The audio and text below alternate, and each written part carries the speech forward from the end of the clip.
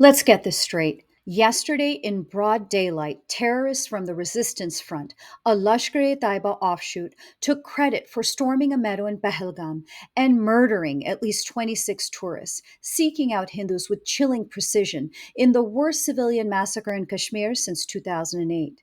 The headlines should be simple. Hindus massacred in Kashmir by Islamists in a terror attack claimed by a Pakistan backed terror group. But what do we get from the New York Times, Washington Post, CNN, BBC, Reuters, and AP? Another masterclass in whitewashing, gaslighting, false equivalencies, and revisionist history, plus some spin and lies by omission for extra credit. Let's break it down. Across the board, you'll see patronizing sneer quotes around terror attack and sanitized references to the killers as militants. Some even have the gall to call them rebels. For the record, a rebel fights authority, a militant targets the state, and a terrorist deliberately targets and kills civilians to spread fear for ideological or religious aims. Survivors recount how terrorists demanded victims identify their religion, forcing them to show IDs or recite the Kalma, and murdered them if they were Hindu, deliberately sparing their wives and children to report their message of hate. The BBC's euphemism of who was targeted? Non Muslims. The intent here is as clear as it is old: target, murder, and terrorize Hindus for an ideological and religious war. Please spare us the neutral terms in Erasure. Now on to gaslighting. Attacks on Hindus in Kashmir by Pakistan sponsored terrorists are neither rare nor random.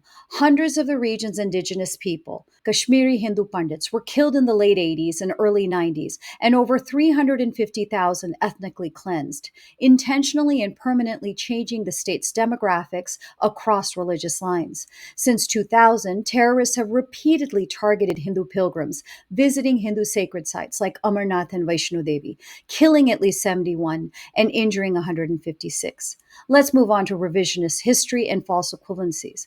The BBC claims that there have been two wars and a limited conflict between India and Pakistan over Kashmir.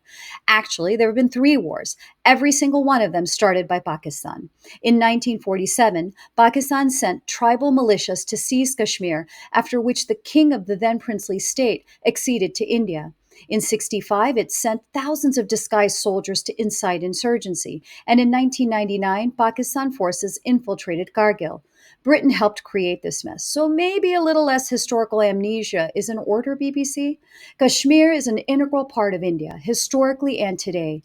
AP and Reuters calling Indians working or buying property in Kashmir outsiders or immigrants is absurd. Would they ever describe a native Californian like me who moves to Pennsylvania as an immigrant? Before 2019, the indigenous Hindu Pandits, already ethnically cleansed, were legally barred from reclaiming residency or property, cementing a demographic shift that nearly erased them. Kashmiri women with husbands from outside the state couldn't pass on their property to their children. And Indians wanting to move to Kashmir? No chance. As beneficiaries and torchbearers of freedom, you'd think the media would shine light rather than obscure these legal injustices. And let's not forget, Pakistan's intelligence spy agency bankrolls, trains, and directs Lashkar-e-Taiba and the Resistance Front.